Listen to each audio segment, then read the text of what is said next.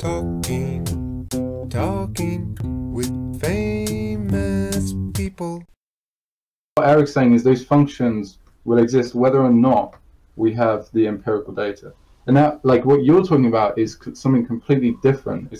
You're talking about actually, like, like you said, there's other areas of psychology, and that doesn't exactly.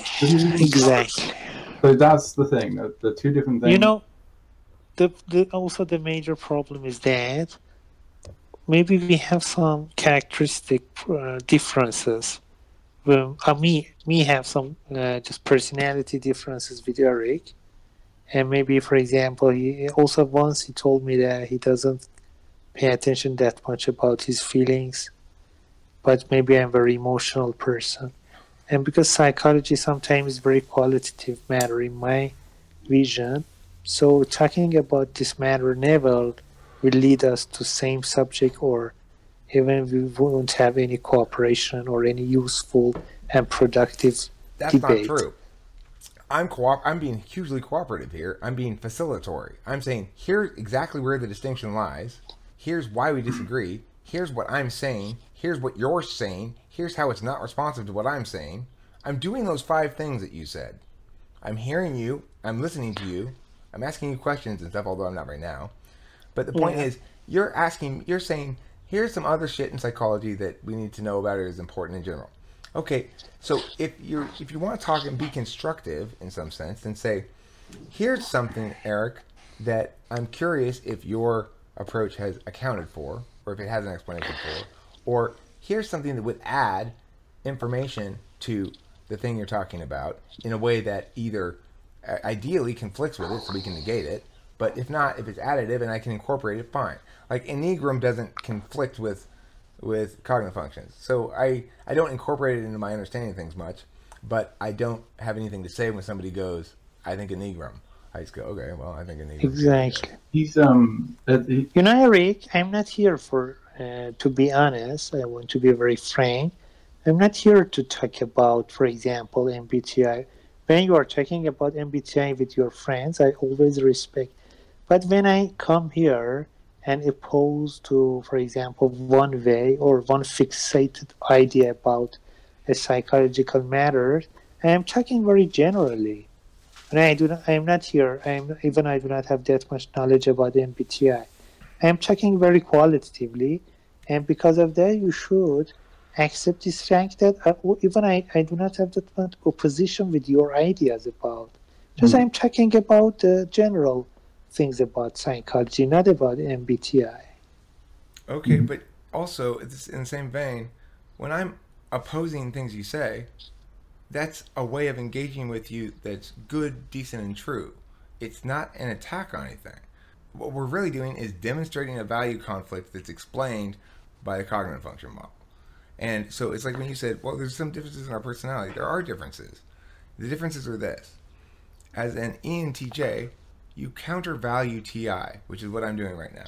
As an ENTP, I counter-value TE, which is what you're doing right now. I want to try to have a conversation Saeed style. Let me try. Okay, so Saeed, you go ahead and say some stuff, and I'll say some stuff.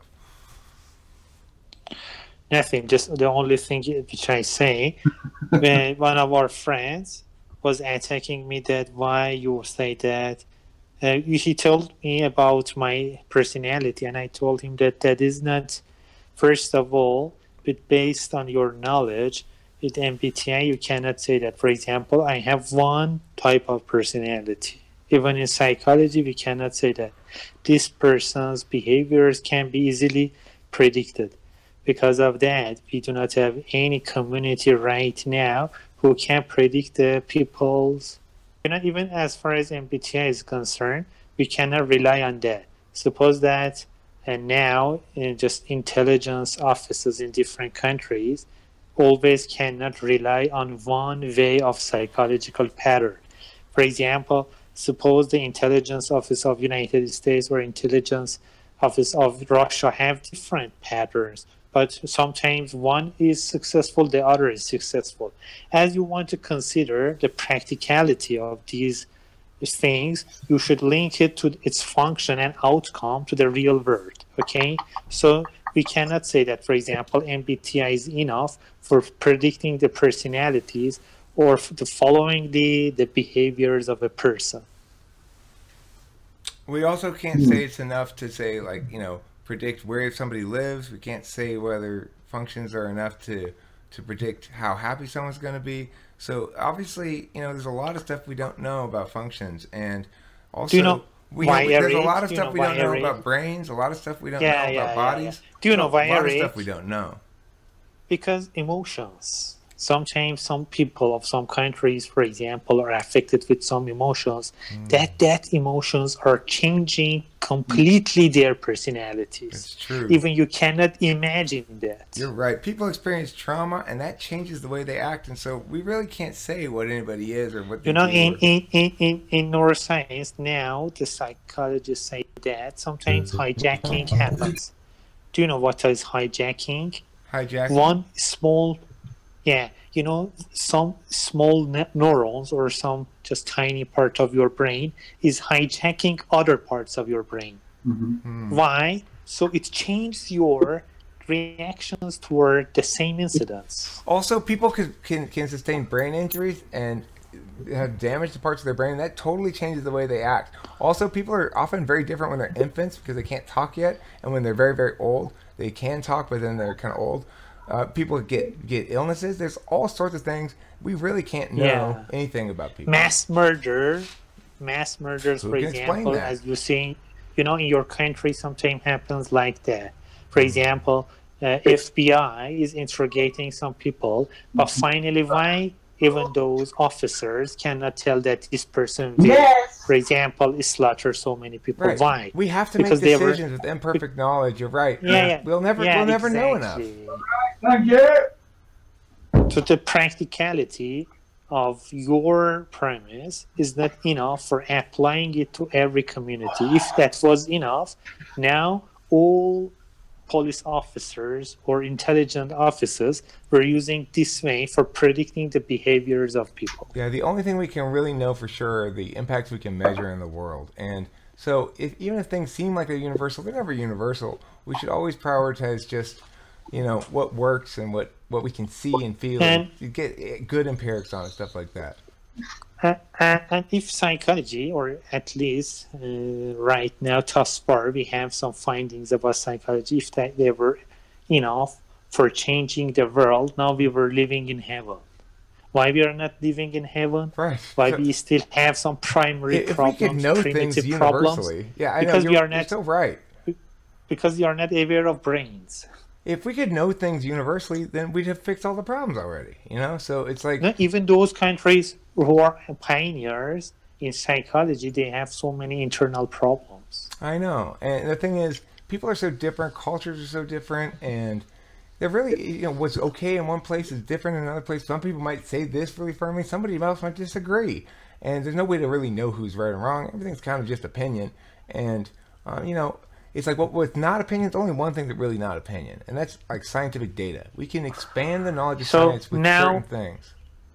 Now maybe you just saw what was I saying in that conversation. Yeah, I was not attacking MBTI or something like that. I was talking very generally. Right, yeah, like I am now. It's like in a general sense, it's like psychology is limited because a lot of times it doesn't link back. It doesn't link back to the world and to stuff that matters. Yeah, right. Barry. So Eric, I have to go. Bye. Okay, bye, Saeed. Right. Yeah. So that's the type of he wants to have a philosophical discussion. Was that a philosophical discussion? Yes. Barry, are you really going to continue this advocacy? Are you really going to continue this after hearing what I just did and what just happened? Yeah. Go ahead. With what? I mean, what just got demonstrated is the abject banality and pointlessness of talking like that. Yes, I agree. Thank you. And thank you for watching Talking to Spanish People. I've been host Eric. Barry's been a cooperative and facilitatory component of this as well. And thank you to Saeed for proving my point so decisively. Talking with fame. simple.